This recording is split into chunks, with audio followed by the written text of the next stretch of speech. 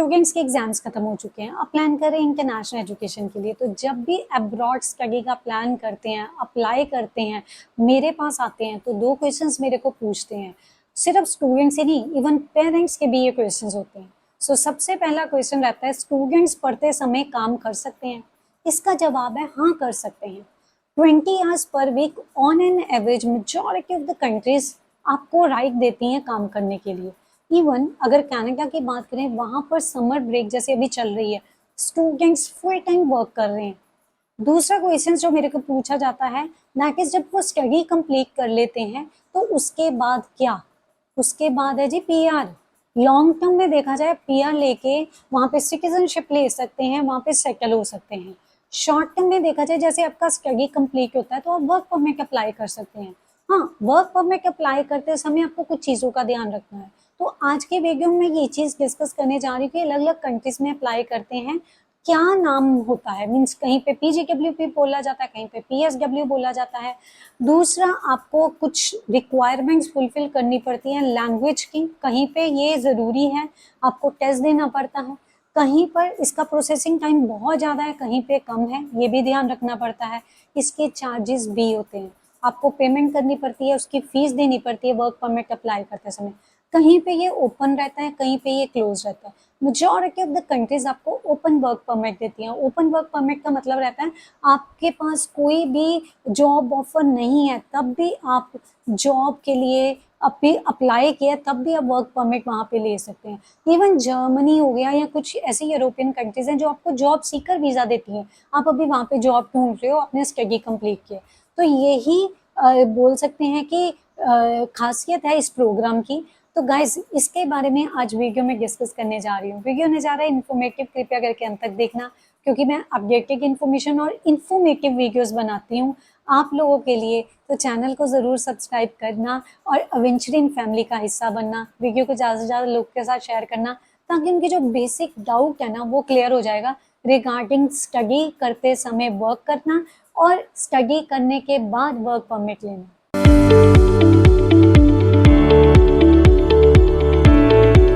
शुरुआत करते हैं सबकी फेवरेट कंट्री कनाडा से। कनाडा शुरू से ही माइग्रेशन फ्रेंडली कंट्री रही है। नो डाउट अभी थोड़ी रेस्ट्रिक्शंस हो रही हैं, जो पाबंदियां या पॉलिसी चेंजेस बहुत ज़्यादा हो रहे हैं, लेकिन फिर भी अगर आप प्रॉपरली प्लान करते हो, आप कनाडा में सेटल हो सकते हैं।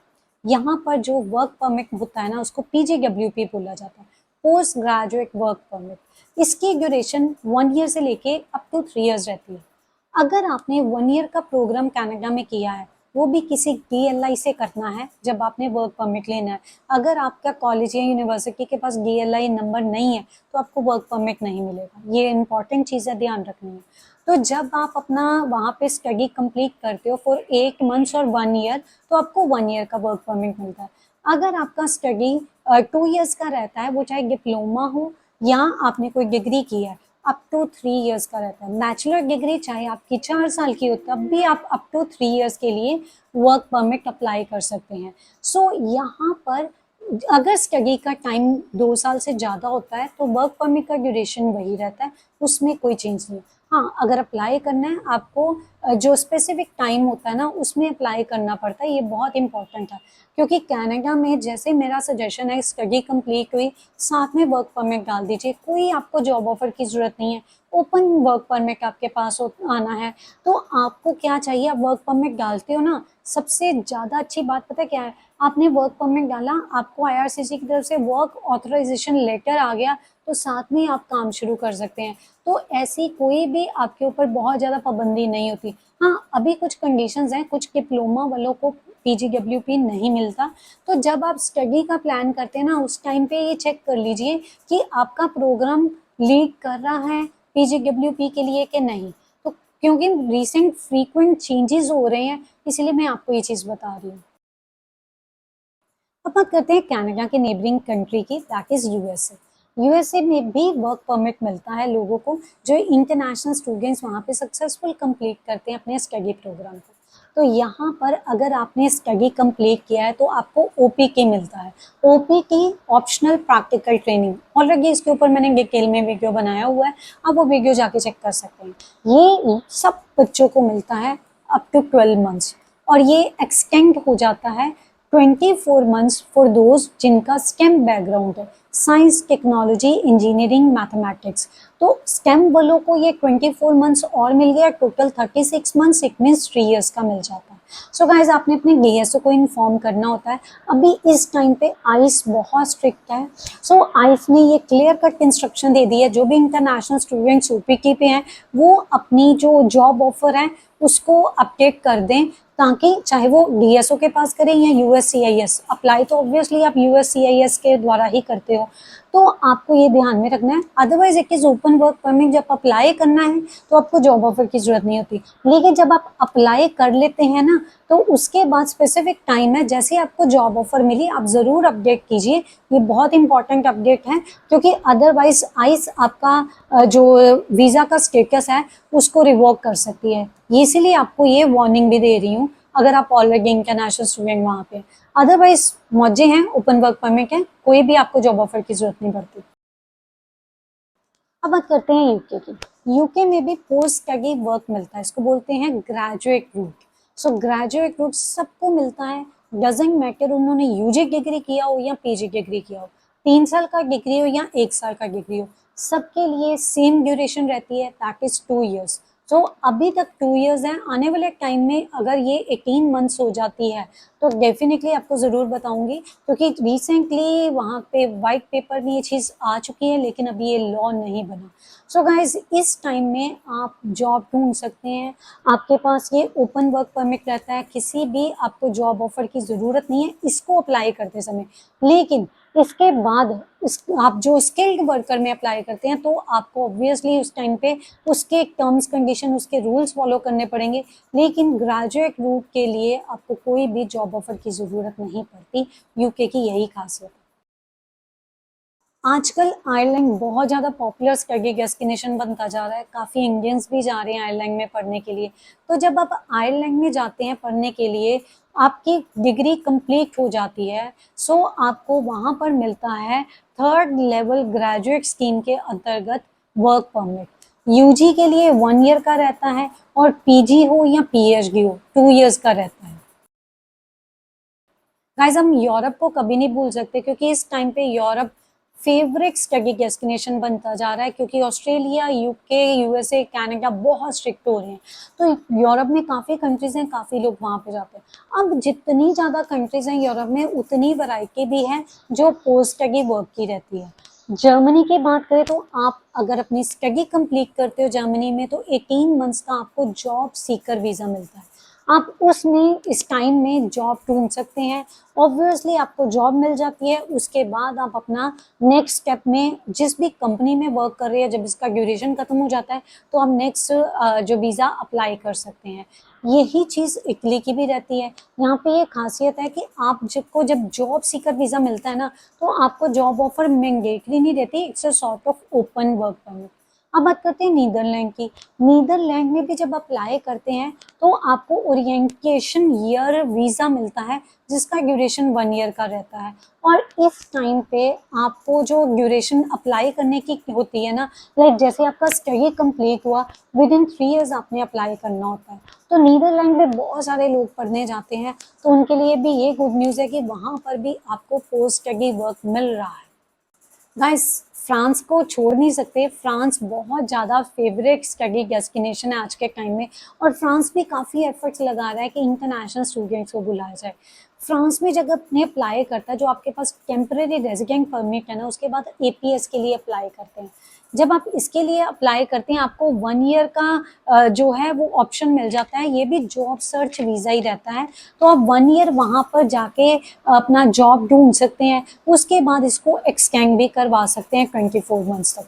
इंडियंस के लिए खासियत ये है कि अगर हम इंडिया से अप्लाई कर रहे हैं तो हमारे लिए वर्क का ड्यूरेशन थोड़ा ज़्यादा रहता है, क्योंकि फ्रांस और इंडिया के बीच में अग्रीमेंट हुए हुए हैं, तो इसका बेनिफिट इंटरनेशनल स्टूडेंट्स को मिल जाता है। गाइस अब बात करते हैं सिंगापुर की। सिंगापुर में अगर आप अप्लाई करते हैं after successful completion of your degree program, तो आपको लॉन्ग टर्म विजिट पास मिलता है, ड्यूरेशन रहता है 1 ईयर का। इसको आप आगे जैसे आपको जॉब मिलती है तो आप ई पास और एस पास के लिए अप्लाई कर सकते हैं।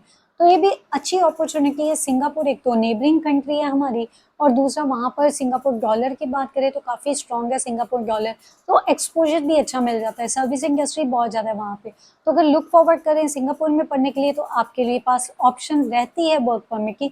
ऐसा आप बिल्कुल नहीं सोच सकते कि सिंगापुर में पढ़ने के बाद आपको काम नहीं मिलेगा। और दूसरी इंपॉर्टेंट चीज़ बताऊँ, वर्ल्ड वाइड चाहे ऑस्ट्रेलिया हो, यूके हो, जो सी मर्जी कंट्री हो, आपके वहाँ पर जो अच्छी अच्छी यूनिवर्सिटीज़ है ना, उनके कैंपस सिंगापुर में है। जेम्स कुक यूनिवर्सिटी, कई यूनिवर्सिटीज़ हैं जिनके कैंपस सिंगापुर में है, आप वहाँ पे जाके पढ़ सकते हैं। अब बात करते हैं न्यूजीलैंड की। काफ़ी लोग जो न्यूजीलैंड में पढ़ने जाते हैं, वहाँ पर depending on your level of program, level 7 है, लेवल 8 है, लेवल 9 है, किस लेवल में आप जाके स्टडी कर रहे हैं, तो उसके अकॉर्डिंग आपको 1 to 3 ईयर्स का जो पोस्ट स्टडी वर्क मिलता है, इसको बोलते हैं post study work in New Zealand as well as Australia.